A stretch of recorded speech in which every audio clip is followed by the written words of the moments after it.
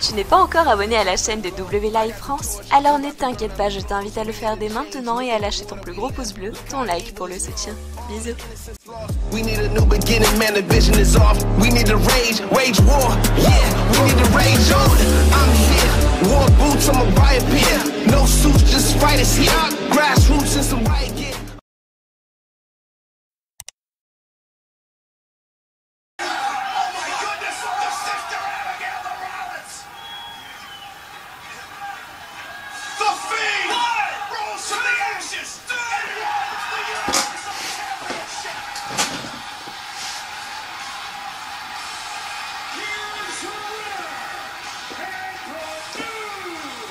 Universal Champion.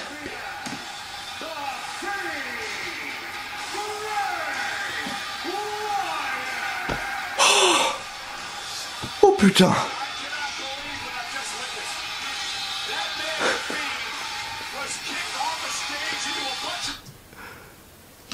C'est peut-être moi qui vois mal. Je vais me retaper le replay quand même parce que ce que j'ai actuellement, je réalise pas encore. Tu vois, il est quelle heure là? Il est 10h15. Non, c'est ça, 10h15, j'ai pas mis ma montre à l'envers. 10h15, je réalise toujours pas que le Fiend est champion universel. Je vais me retaper ça actuellement, avec vous. On va mettre un petit retour. Mandible Claw.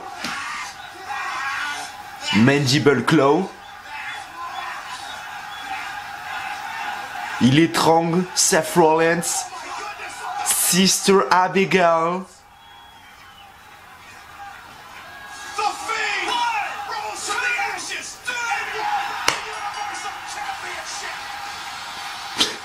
Je ne m'étais pas trompé.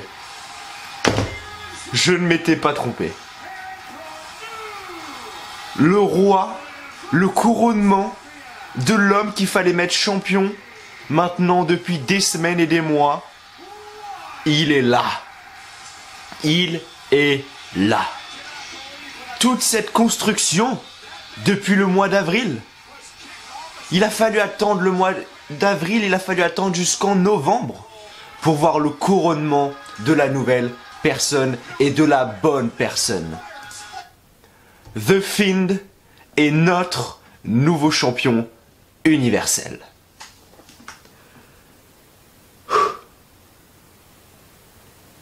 J'ai du mal à réaliser encore parce que ça fait bizarre et vous êtes d'accord avec moi. N'hésitez pas à me donner votre avis en commentaire bien évidemment. Mais depuis ces 3, 4, 5 dernières années, The Fiend est le meilleur personnage, la meilleure gimmick qu'il y a à la WWE et c'est à lui qu'ils lui ont donné le titre. The Universal Title. Crown Jewel et moi, c'est une longue histoire, cette année, pour être honnête avec vous. Parce que j'ai assisté en direct au couronnement du Fiend. Le show a commencé à 18h. Beaucoup de personnes l'ont regardé à 18h. Pour une fois, c'était aux heures françaises. Du coup, c'était cool. Tout le monde a pu regarder. Voilà, c'était bien. Ok. Perso, moi j'ai pas pu regarder la fin du show. Je n'étais pas chez moi. J'ai commencé à regarder le show, il était 21h30. Donc il restait une demi-heure de show. Donc de 21h30, parce que le show était terminé vers 22h. Donc de 21h30 jusqu'à 22h. J'ai regardé le show. J'ai pu assister au couronnement du Fiend. Car oui, c'était le main event. Et le Fiend est champion universel. Et je vous jure, la réaction que j'ai faite devant la caméra, c'est la réaction que j'ai eue lorsque j'ai vu qu'il a gagné ce putain de titre. Exactement le même. Et après, même moi, j'ai eu du mal à réaliser. En réalité, même moi, j'ai eu du mal à réaliser ce qui se passait sur mon écran. Je me suis dit, mais est-ce que je vois flou? Est-ce que je bug? Mais je me suis dit, bon, calme-toi Mathieu, va te chercher un peu de jus de pomme, tu vois, bois un petit coup, respire un peu, fais une partie de Call of, et après regarde le show, en entier, tu vois. Du coup, c'est ce que j'ai fait. Je commence à boire un petit coup, je commence à jouer à la play, machin. Je commence à regarder le show, tu vois. Donc je commence à voir des Brock Lesnar qui bat Ken Velasquez en 1 minute. Je commence à voir des Mansour qui bat Cesaro. Je commence à voir des OC qui gagnent la Battle Royale. Je commence vraiment à voir des bails bizarres. Tu vois, je commence à voir des Tyson Fury qui bat Braun Strowman avec un TKO. Je commence vraiment à voir des trucs chelous, tu vois. Vraiment, voilà. Et puis après, j'arrive au main event. Là, je suis hype. Là, je me dis, bon, qu'est-ce qui va se passer? On s'est fait niquer à El Nacelle avec une putain de disqualification alors que c'est un putain de El Nacelle match. Là, c'est un False Count Anywhere. Qu'est-ce qu'ils vont nous faire? Est-ce qu'ils vont nous faire un match avec une défaite du Fiend par décompte à l'extérieur? Alors que c'est un False Count Anywhere, on pouvait s'attendre à tout réellement. Et non. Je regarde et je vois ça. Je vois la beauté pure et dure. La beauté pure et dure de la victoire du Fiend. La victoire du Fiend. Merci Crown Jewel. Merci Vince McMahon. Merci le prince Ben Salman. Je vous aime. Je peux mourir en paix. Si je meurs dans 3 heures, c'est pas grave. J'aurais vu le couronnement du meilleur personnage, de la meilleure gimmick de ces 5 dernières années. Maintenant, c'est bien beau d'avoir le film. Mais vous savez très bien, vous connaissez Mathieu W Live France, s'il a pas sa petite truc à petit rajouter, sa petite critique, bah c'est pas W Live France, tu vois. C'est pour ça qu'il y a des gens qui m'aiment pas, tu vois, mais c'est pas grave, je ne peux pas plaire à tout le monde.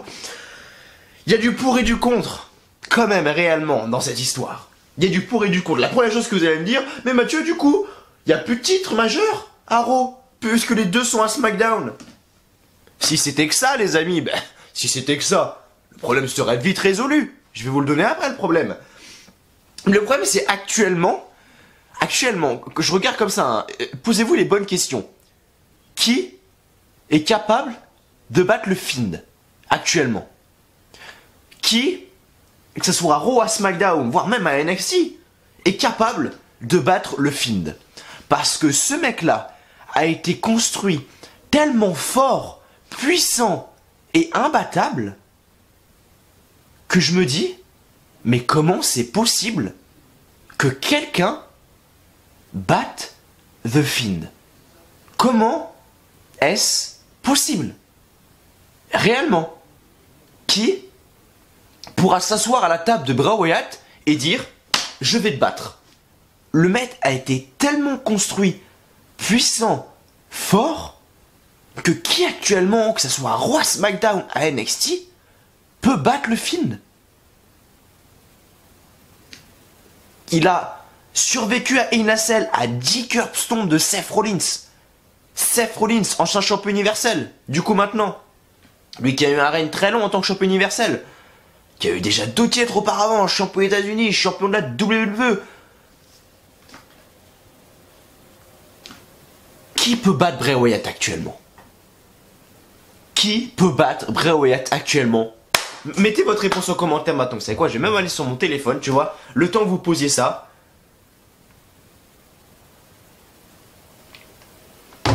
Mettez votre commentaire. Qui peut battre le Fiend maintenant? Qui? Je regarde le roster ou quoi. Je ne vois pas qui peut battre le Fiend actuellement. Roman Reigns, non. Seth Rollins, non plus. Braun Strowman, non. Je regarde autour de moi. Brock Lesnar, peut-être.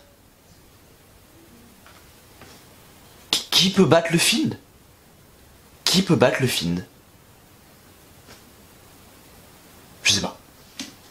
Réellement, je sais pas. Problème numéro 1, c'est celui-là. Qui peut battre le Fiend? Parce que le mec a tellement été construit comme mec imbattable, mec surpuissant, que qui peut battre le Fiend actuellement, je n'ai pas la putain de moindre idée. Deuxième problème, voilà, c'est pas réellement un problème, mais voilà, pour moi, ma hype est quand même redescendue. Réellement, j'aurais préféré que le mec gagne à El Nacelle devant une foule d'Américains, une foule qui achète tes produits, une foule qui regarde la WWE, qui vit pour la WWE maintenant depuis des années et qui aurait été satisfait de voir un règne du Fiend. Mais non, ils le font en Arabie Saoudite. Maintenant, la hype est redescendue pour pas mal de fans. Moi, personnellement, la mienne, avant, la hype pour le Fiend était comme ça. Maintenant, elle est comme ça, même si le mec est toujours champion. Elle est peut-être remontée un tout petit peu, mais elle n'est pas au top du top comme elle était avant et pendant Hell in a Cell. Mais voilà, ils l'ont fait, tant mieux, on verra. Mais ils ont pris la bonne décision de le donner maintenant. Parce que s'ils le donnaient pas maintenant, Là par contre ça allait être trop. Réellement, ils l'ont fait. Ça va nous faire un gros match au Survivor Series. Réellement. Avec le champion universel, le champion du monde de la WWE et le champion de la NXT. Car oui, ça a été annoncé pendant le show. Survivor Series 2019 sera un Survivor Series composé de Raw, SmackDown et NXT. Vous m'avez bien entendu. Donc regardez le match de rêve qu'on va avoir pour le championnat majeur. The Fiend, Brock Lesnar, Adam Cole. Ça sera du match les potes. Ça sera du match. Maintenant, ils l'ont donné. Tant mieux, en Arabie Saoudite, devant des fans qui s'en battent les couilles. On verra bien. On verra bien ce que ça va donner. Mais je peux vous dire une chose. Les mecs, c'est qu'il faut s'attendre à gros. Maintenant pour le Fiend, je sais pas qu'est-ce qu'il le réserve, je sais pas qu'est-ce qu'il lui réserve comme règne ou quoi. Mais à mon avis, ça va être quelque chose de gros.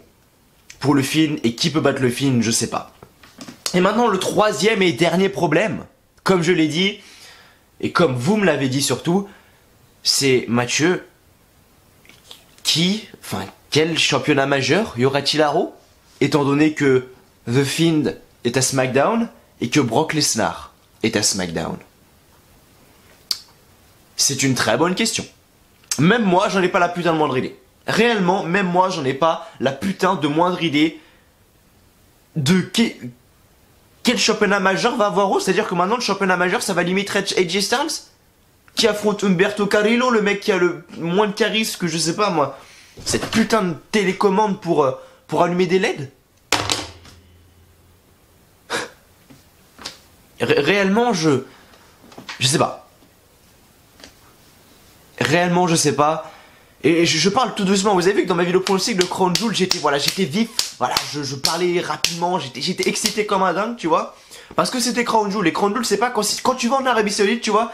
Tu sais pas si tu vas sur les terres hostiles ou. Enfin, tu sais pas trop, tu vois. Tu t'aventures un peu au hasard. C'est Man vs World, tu vois. Et même moi, je suis choqué. Je vais le regarder encore. Je vais regarder encore ce moment. Réellement. Je peux, après avoir vu ça, je peux mourir en paix. Sans déconner, je peux mourir en paix.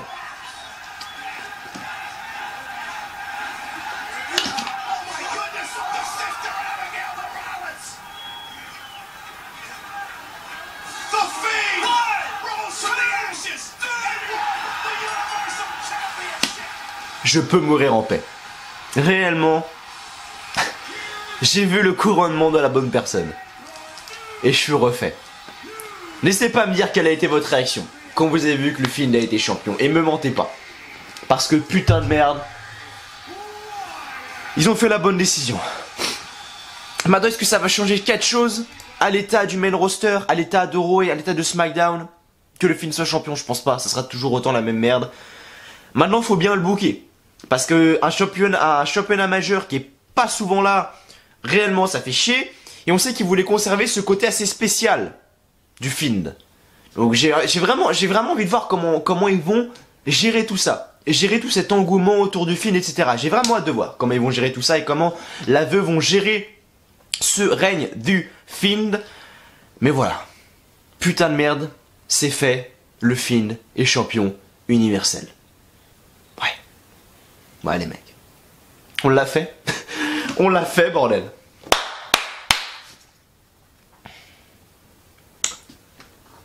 On passe aux choses sérieuses maintenant.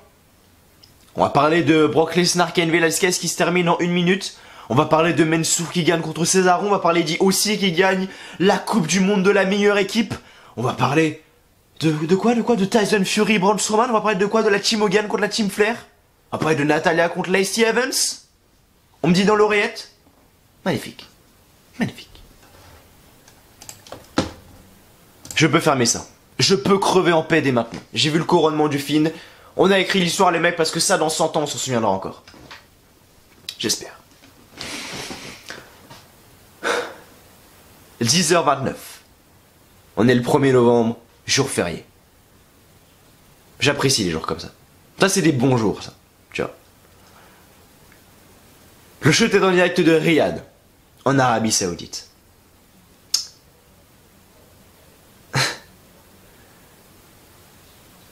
Brock Lesnar, Cain Velasquez. Pour commencer le show. Déjà, tu commences l'opener, tu commences par ton championnat du monde. Bah, dire que c'est une erreur. Loin de là. On peut très bien le faire, ça. Le match se finit en 1 minute 30. C'est-à-dire que le match dure 1 minute 30. Et c'est même pas un match de catch que t'as dans le ring. C'est même pas un match de catch que t'as dans le ring. C'est un match de MMA.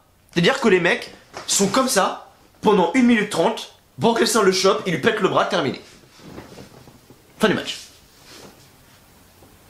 Cain Velasquez, le mec a un physique, il ressemble à Lord Tensai, je me souviens, Matt Bloom qui s'appelle, je crois maintenant, si je dis pas de conneries.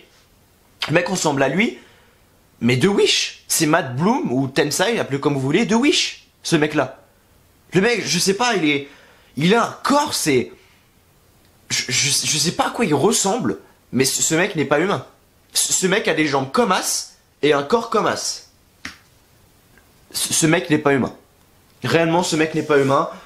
Je sais pas ce qu'il foutait là. Surtout que c'était pour lui donner une grosse occasion. Ça, c'est Cain Velasquez. Je veux dire, en plus, ils ont promo le match à fond en plus, à bloc, à balle.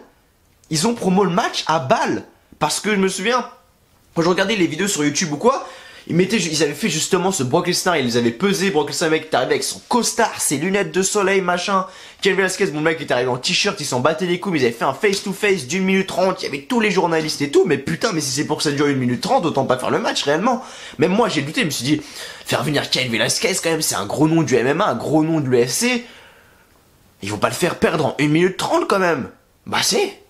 C'est-à-dire que Brock Lesnar bat Kofi Kingston en 10 secondes et le mec bat Cain Velasquez en 1 minute 30. Et encore, les 1 minute 30, t'as 1 minute 15 où c'était comme ça. Où les mecs s'attendaient, Brock Lesnar l'a chopé, l'a mis au sol, il lui a pété le bras, fin du match. Putain. Après, j'ai vu des vidéos sur Twitter, et ça c'est vrai, ça, je suis sûr que c'est vrai. C'est justement, alors faudrait que je la retrouve la vidéo sur Twitter, mais est-ce que je peux vous la retrouver réellement? Je sais pas.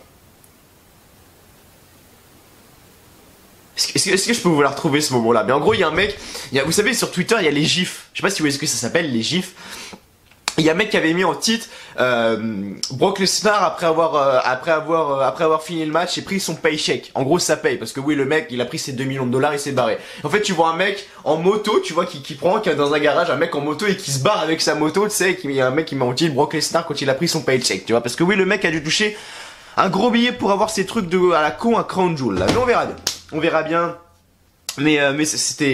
Voilà, c'était drôle et ça... Le truc c'est que les shows comme ça en fait ça n'a aucun sens et ça n'a pas lieu d'être télévisé. En fait c'est même pas le show en lui-même qui est mauvais parce que Crown Jewel le soir, on pas non plus l'année dernière c'était 8 fois pire. Réellement l'année dernière le truc c'est qu'on s'était foutu de notre gueule, tu vois. Là pas trop ce soir, tu vois. Mais le truc c'est que il y a des matchs qui sont là mais qui n'ont pas lieu d'être en fait. Il y a des matchs qui sont là mais qui n'ont pas lieu d'être. Limite tu mets ça dans un... Limite tu mets ça en house show non télévisé, c'est la même chose. Ils font des trucs, par exemple, ça s'appelle Starrcade. Chaque année, c'est diffusé, je crois, sur le WWE Network. C'est un gros show. Mais je veux dire, ça a pas la même engouement que Crown Jewel, par exemple, qui est considéré comme un pay-per-view. Vous voyez le truc? Maintenant, la différence, c'est que Starrcade, voilà, c'est comme un show. Ça rapporte peu. Et voilà, les shows en Arabie Saoudite, ça rapporte 200 millions de dollars. Voire plus. Donc voilà, c'est ça la seule différence. Donc forcément, il y a les droits TV et tout. Mais bref, Brock Lesnar en tout cas gagne ce match. On a eu le match tag team pour définir la meilleure équipe au monde. Ça déjà c'est une totale merde parce que déjà ça a niqué le quart du show. Ce match était beaucoup trop long, beaucoup trop long. Ok, ça a mis des équipes en avant et tout, mais ça a été beaucoup trop long réellement. Et ça décrédibilise total tes champions par équipe. Ça décrédibilise les Revival et les Viking Raiders.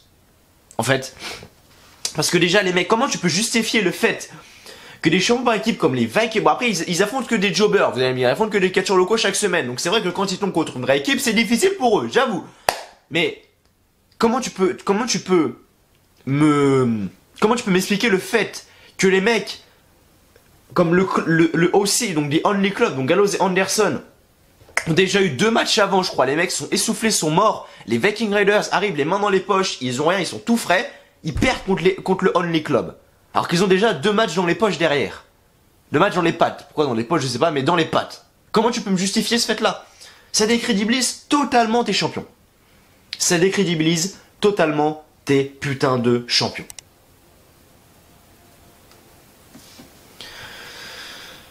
Regardez le pavé que j'ai, quoi. J'ai juste sur mon dossier. Putain, le pavé que j'ai, quoi. Tout ça pour un match de merde, quoi. Un truc qu'on s'en souviendra jamais. Cesaro contre Mansour. Cesaro le mec, un des meilleurs actuellement, un des meilleurs lutteurs dans le ring que t'as chez WWE. Contre Mansour le mec à qui j'ai rien à envier. À Mansour, réellement, le mec, j'ai rien à lui reprocher. En fait, le mec est bon dans le ring, il manque cruellement de charisme. Par contre, ça c'est quelque chose qu'il faut améliorer chez lui. Mais le mec peut devenir une très bonne superstar. Je l'ai jugé peut-être trop vite lorsque c'était un Super Showdown, mais c'est dingue quand même toute la hype que le mec a. En même temps, le mec est chez lui, tu vois, en Arabie Saoudite, c'est normal, mais tu vois, t'as des Randy Orton, des Ric Flair, des Hulk Hogan, la foule est là. Ouais, tu vois, des Mansour, c'est ouais, tu vois, c'est. Mais c'est Mansour, putain. Le mec n'a rien fait encore. Et le mec reçoit la pop du soir et c'est Hulk Hogan, Ric Flair, c'est ouais. Tu vois. On n'a pas eu les mecs au premier rang qui étaient là au téléphone, comme à Greatest Royal Rumble, Crown Jewel l'année dernière et Super Showdown. Donc ça fait du bien, tu vois, et là j'ai rien à envier sur ça. Donc là après on a eu l'annonce de la soirée, et réellement, c'est qu'effectivement, Survivor Series qui aura donc lieu le 24 novembre, donc c'est dans 23 jours, NXT sera dans la compétition. Donc ça sera Raw contre SmackDown contre NXT. Donc on va avoir des triple threat match de feu, en réalité, et ça fait plaisir. Et réellement ça fait plaisir, et ça met enfin en avant NXT. Le main roster va enfin mettre en avant NXT, parce que limite ils avaient peur avant. Limite les mecs, avant NXT, Vince McMahon il voyait NXT, il fait ok non, on écrira sur NXT, ne diffusez aucune image de NXT, les commentateurs ne parlaient jamais de NXT, d'une superstar, non, on se tait. Là par contre, il y a une évolution, parce que NXT sera mise en avant à Survivor Series, et peut-être que ça va inciter les gens à regarder NXT. Parce que les mecs, quand vous allez voir Adam Cole, vous allez voir, vous allez voir. Quand vous allez voir Undisputed Era et tout, vous allez voir que il y a du level. Quand vous allez voir Finn Balor, enfin Finn Balor, vous savez déjà qui c'est, mais vous allez voir Finn Balor version NXT et pas version main roster Smiley Finn, tu vois. Vous allez voir. Braun Strowman, Tyson Fury. Non, j'en parle pas. AJ Styles contre Humberto Carrillo. On peut rien envier à Humberto Carrillo, réellement. Le mec est bon dans le ring. Des fois, peut-être, il en fait peut-être un peu trop.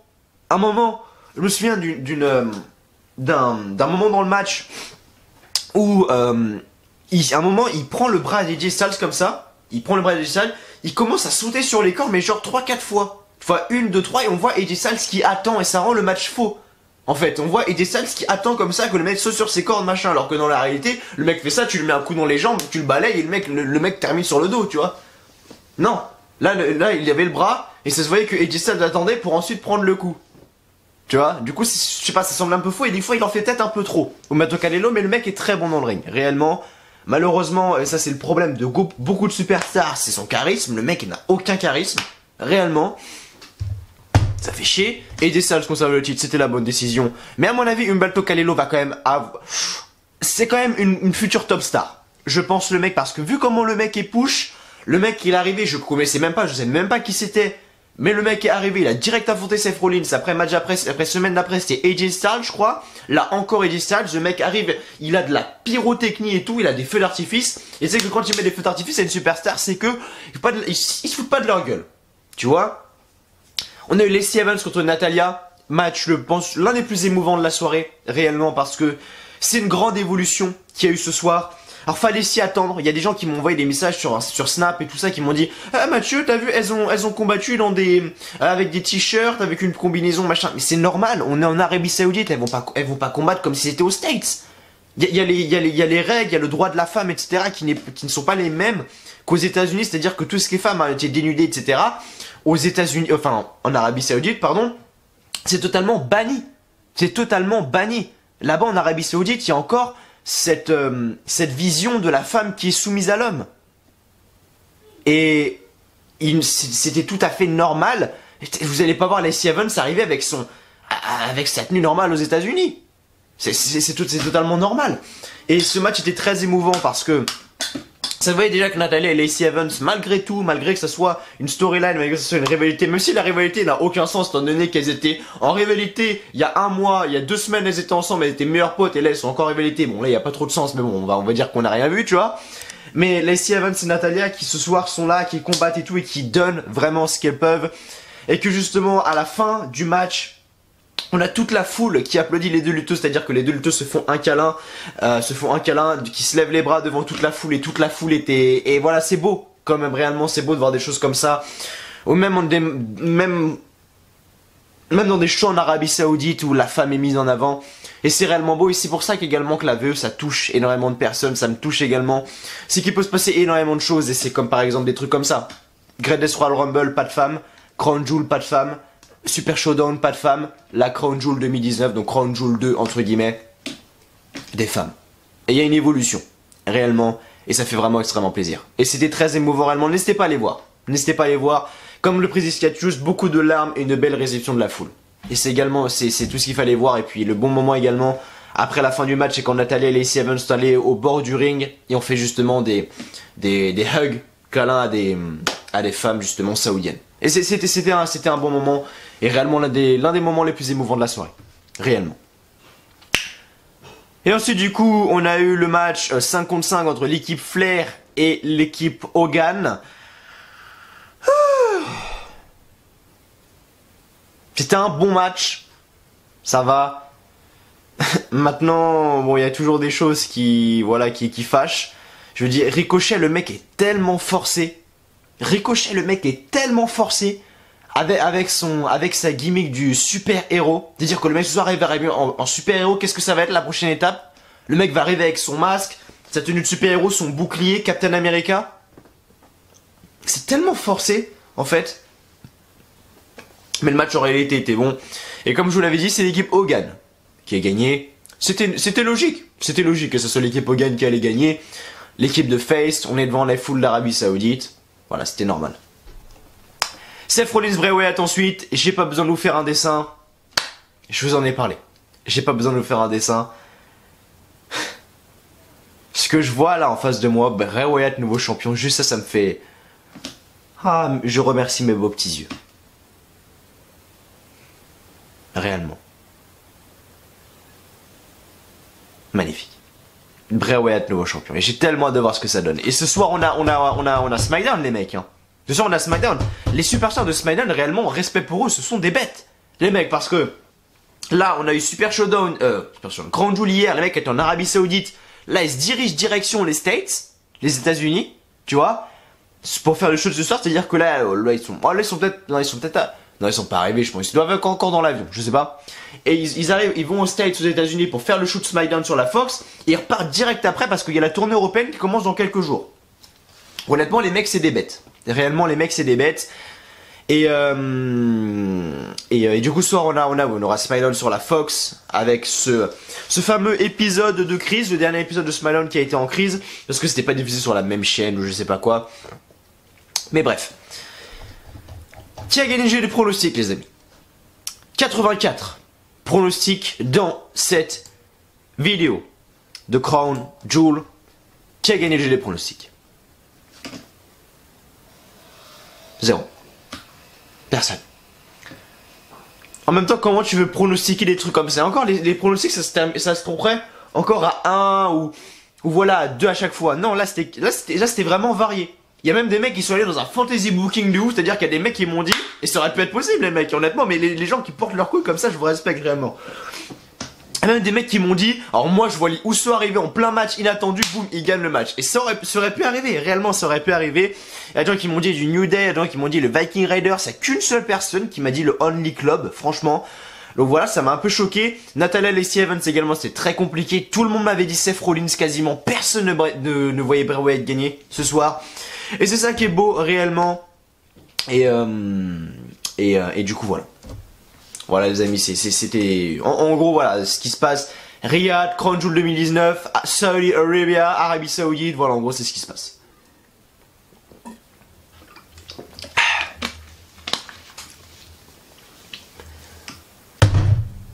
Pose ça là. Donc Crown Jewel, 2019 en direct de Riyad, en Arabie Saoudite. On va partir pour les résultats. Ah oui, j'ai oublié quand même. Les mecs. Bon, normalement, je devrais même pas le répéter. Si vous êtes des bons, vous le faites à chaque fois. Dès que la vidéo commence, vous le faites. Le petit pouce bleu, est-ce que vous l'avez fait? Vérifiez dès maintenant. Est-ce que vous l'avez fait? Si vous aimez ce que vous voyez, n'hésitez pas à le faire. Ça m'encourage et ça me soutient énormément. Et ça fait avancer. Et si vous voulez qu'on agrandisse la chaîne et si vous voulez que le cage en France soit beaucoup plus regardé, c'est les chaînes comme moi qu'il faut faire grandir. Donc n'hésitez pas à lâcher un petit like, un petit pouce bleu si vous l'avez toujours pas fait pour le soutien, pour que la vidéo soit mieux mise en avant. N'hésitez pas à lâcher n'hésitez pas à vous abonner, pardon, également à la chaîne W Live France si vous ne l'avez toujours pas fait, de vous abonner, de mettre un commentaire pour me dire ce que vous avez pensé du show, c'est assez intéressant. Et suivez-moi sur tous les réseaux sociaux qui sont juste en dessous, donc Twitter, Snapchat, Instagram, bref. Twitter, Snapchat, Instagram. Instagram, je rappelle, qui est le plus important, donc n'hésitez pas, réellement. Et du coup voilà donc.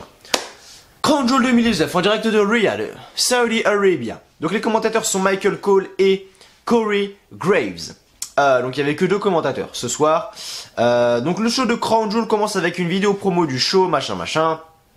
Lesnar arrive sur le ring. Donc premier match de la soirée, match pour le championnat du monde de la WWE. Brock Lesnar accompagné de Paul Heyman contre Cain Velasquez, accompagné de Rey Mysterio. Donc le combat commence et les deux catcheurs sont hésitants avant de porter les coups. Les mecs, je vous dis, les mecs sont restés comme ça pendant 1 minute 15. Mettez des coups de poing dans le vide, tu vois. Brock Lesnar l'a chopé, Kimura lock, Cain Velasquez a tapé, fin du match. C'est votre match les potes. Mais du coup après le combat, donc Lesnar ne veut pas arrêter la soumission. Rey Mysterio arrive avec une chaise et le frappe. Mais Lesnar ne bouge pas et balance Rey Mysterio en bas du ring. Lesnar prend la chaise et enchaîne les coups de chaise sur Cain Velasquez. Et Lesnar pousse avec un F5 sur la chaise. Rey Mysterio retourne sur le ring avec une autre chaise et enchaîne les coups sur Brock Lesnar. Et Lesnar réussit à prendre la fuite en bas du ring. Le match pour le tournoi Tag Team. Maintenant, est-ce que je dois tout vous lire les rounds là? Il y a eu 8 rounds. Putain de merde. Oh, c'est bien parce que vous le méritez et je dois vous donner les résultats quand même, hein. Donc, round 1. Bobby Roode et Dolph Ziggler contre Grail Metallic et Lince Dorado. Donc, victoire donc de Bobby Roode et de Dolph Ziggler. Bobby Roode et Dolph Ziggler contre Zack Ryder et Kurt Hawkins. Victoire de Bobby Roode et Dolph Ziggler. Bobby Roode contre Heavy Machinery. Victoire de Heavy Machinery. Heavy Machinery contre le New Day. Victoire du New Day. New Day contre la B-Team. Victoire du New Day. New Day contre les Revival. Victoire donc du New Day. New Day contre les OC. Victoire du OC.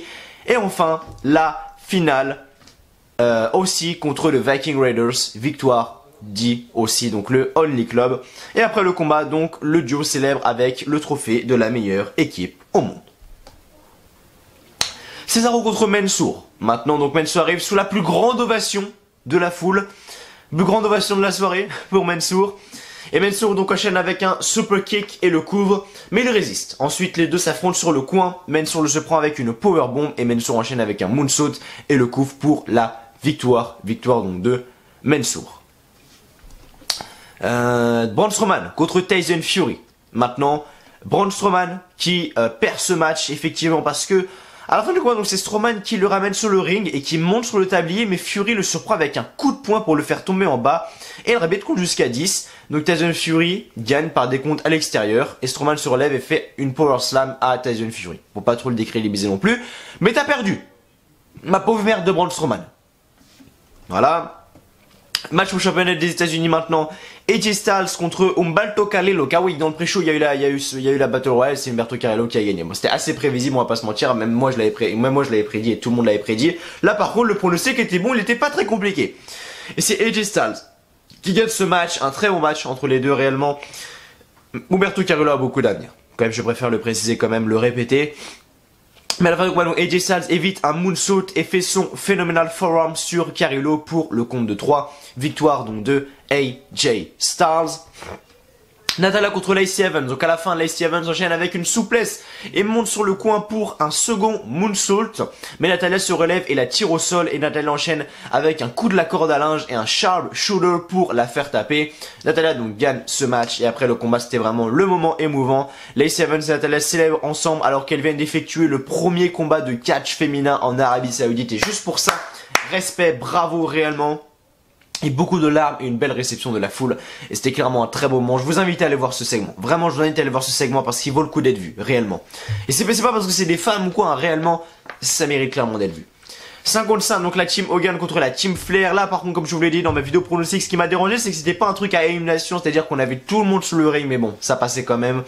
Et donc à la fin de quoi, donc c'est Randy Orton qui se prépare pour son punt kick sur Roman Reigns qui était couché sur le ring. Mais Shanty G lui attrape les jambes, Ali intervient et le sort du ring et Roman Reigns enchaîne avec son spear sur Orton pour le compte de 3. Victoire donc de l'équipe Hogan, donc de l'équipe Face. Match pour le Championnat Universal, maintenant. Et donc, main event de ce show, les amis. Universal Championship, Falls Count Anywhere match. Et là, clairement, j'avais peur. Vraiment, j'avais peur, tu vois, parce que je me disais, putain, les mecs, c'est un Falls Count Anywhere, ils seraient capables de faire ça et te faire peur par décompte à l'extérieur. Tu vois, ils seraient capables de te faire un truc par décompte à l'extérieur, tu vois. Mais finalement, ils l'ont pas fait. Il s'est bien brisé quand même que le match ne pourra pas être arrêté pour quelle que soit la raison. La Vince McMahon, il a vraiment mis le point dessus. Parce que le mec s'est tellement fait cracher à la gueule qu'il a vraiment mis le point dessus. Donc Seth Rollins contre Bray Wyatt. Seth Rollins qui arrive, assez hésitant, assez douteux. Le mec. The Fiend arrive toujours avec sa magnifique entrée, sa magnifique lampe torche qui fait flipper comme jamais. Et ce que j'aime avec le film, c'est qu'il y a cette atmosphère spéciale en fait lorsqu'il y a un match du film. C'est-à-dire qu'on a toute cette atmosphère rouge, toute l'arène est rouge et c'est juste hyper stylé. Ça rend le truc vraiment hyper bien fait. Et du coup, ce qui s'est passé du coup, c'est que... c'est qu'on a eu... L'affrontement a commencé réellement. Et c'était je vais pas dire violent, mais c'était un bon Falls Count Anywhere match. On a eu de bons spots. À un moment, Seth Rollins s'était couché sur la table des commentateurs américains et le Fiend, parce que vous savez, il y a deux tables qui sont côte à côte. Je crois que c'était la table des Saoudiens et la table des Américains. Il y avait donc Seth Rollins qui était couché sur la table des Saoudiens. Et il y avait le Fiend qui a sauté sur la table des Saoudiens, sauf que Seth Rollins l'a esquivé. Du coup, le Fiend s'est complètement brisé sur la table des Saoudiens. Seth Rollins a tenté de tomber, mais il s'est dégagé. Le Fiend, vous dites, le Fiend c'est vraiment un mec qu'ils ont construit hyper puissant. Réellement, je sais pas comment ils vont se démerder, mais putain, le mec, ils l'ont construit surpuissant, quoi. Vraiment. Donc ça. Ensuite, du coup, ce qui est passé, c'est que du coup, Seth Rollins est monté sur le coin. Bon, Seth Rollins avait déjà mis 2 tables à l'extérieur et du Fiend, Joe de la 3ème corde a poussé Seth Rollins. Seth Rollins qui était sur la 3ème corde, il l'a poussé. Il est tombé donc sur les 2 tables. Brett a carrément retiré le coussin du sol. Donc du coup, le sol c'est complètement de l'acier. Il voulait faire son Sister Abigail, sauf que c'est Seth Rollins qui a réussi à placer son stomp sur le sol. Le Fiend s'est dégagé au compte de 2. Même un stomp sur le sol, putain, il se dégage au compte de 2. Qui va battre le Fiend réellement? Waouh, ça c'est la question mystère, ça. Qui va battre le Fiend? Vraiment. Et du coup, même si à mon avis, non. Même si à mon avis, il va y avoir un coup d'empathé. Je pense que quand Bray Wyatt perdra, ça sera décompté extérieur. Je sais pas, une belle merde, tu vois. Et du coup, plus tard, dans le match, donc Seth Rollins et Bray Wyatt s'affrontent sur la scène. Rollins lui fait encore un stomp, mais il se relève directement. C'est-à-dire que Seth Rollins, boum, stomp, le Fiend se relève. Direct, comme ça. Rollins enchaîne les super kicks, un autre stomp et encore un stomp. Un autre et un dernier. Et Rollins enchaîne les super kicks et Wyatt tombe en bas de la scène à travers des caisses. Et quand le Fiend tombe à travers des caisses, on a tout ce qui est feu d'artifice et tout, enfin ça pète dans tous les sens. Tu vois, après on a les mecs qui arrivent avec les extenders et tout. Seth Rollins du coup décide de descendre pour enlever les caisses machin, mais à un moment t'as un feu d'artifice qui pète. Tu vois, et du coup qui pète à la gueule de Seth Rollins. Du coup Seth Rollins ça lui a brisé les yeux. Il était complètement sonné. Le Fiend arrive derrière lui. Seth Rollins, c'est comme ça le Fiend arrive derrière lui. Mandible Claw. Sister Abigail. 1, 2, 3. The Fiend est nouveau champion. Et le show termine avec les célébrations du nouveau champion, Bray Wyatt, sur la scène. Et c'était clairement la chose qu'il fallait faire. C'était clairement la chose qu'il fallait faire. Ils l'ont fait. Tant mieux pour nous. Je suis satisfait. Et voilà, c'est quelque chose de beau qui s'est passé. Maintenant, comment ça va être réalisé? On aura plus de détails ce soir pour le show de SmackDown, les amis, parce que oui, ce soir on a SmackDown sur la Fox. Et c'est un show qui ne sera pas manqué parce qu'on va avoir beaucoup de nos réponses. Est-ce qu'on va voir le film? Est-ce qu'on va voir Brock Lesnar? Je ne sais pas. Et la question que tout le monde se pose, c'est quel titre y aura-t-il en fait réellement à Raw? On verra ça pendant le prochain épisode de Raw, qui sera en direct de l'Angleterre, je pense, étant donné que c'est la tournée européenne qui commence. les amis. Donc bref, en tout cas, merci à vous. Et merci à vous d'avoir été là sur cette vidéo de Crown Jewel. N'hésitez pas comme d'habitude à mettre votre petit pouce bleu, votre petit like qui fait toujours extrêmement plaisir, de vous abonner à la chaîne si vous ne l'avez toujours pas fait, de mettre un petit commentaire pour me dire ce que vous avez pensé du show. Ça me ferait vraiment extrêmement plaisir. Et du coup voilà les amis, en tout cas merci à vous de m'avoir suivi.